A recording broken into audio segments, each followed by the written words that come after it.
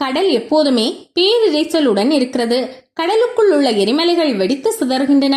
கடலுக்குள் நிலநடுக்கங்கள் ஏற்படுகின்றன. அப்போது ஏற்படும் சத்தம் கடலில் வாழும் மீன்களுக்கு கேட்குமா? கேட்கும் என்றே சொல்கிறார்கள் ஆராய்ச்சியாளர்கள். மீன்களுக்கு வெளிப்படையாக தெரியும் அளவுக்கு காதுகள் இல்லை என்றாலும் மீன்களுக்கு ஒலியை உணரும் அமைப்புகள் உள்ளன. அவை மீனின் தலைப்பகுதிக்குள் சிறு துளைகளோடு உட்புறமாக அமைந்துள்ளன. தண்ணீருக்குள் எழும் ஒலி அதிர்வுகளை இந்த சிறு துளைகளின் வழியாக மீன்களால் உணர முடியும். மேலும் மீன்களின் உடலில் கண்ணுக்கு தெரியாத அளவுக்கு சிறு சிறு துளைகள் உள்ளன. இவற்றின் வழியாகவும் தண்ணீரில் ஏற்படும் ஒலி அதிர்வுகளை அவை உணரும்.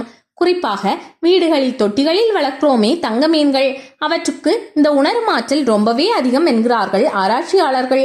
சிறிய நீர் அதிர்வுகளை கூட இந்த மீன்கள் உடனே உணர்ந்துவிடும். இதன் மூலம் எதிரிகள் தண்ணீரில் இருப்பதை அந்த மீன்களால் அறிந்து கொள்ள முடிகிறது. உண்மையில் மீன் தண்ணீருக்குள் இருப்பதை மனிதர்களால் அறிய முடியாது. ஆனால் கரையில் நாம் நடமாடுவதை மீன்கள் உடனே உணர்ந்து அங்கிருந்து தப்பிவிடும் என்கிறார்கள் ஆராய்ச்சியாளர்கள்.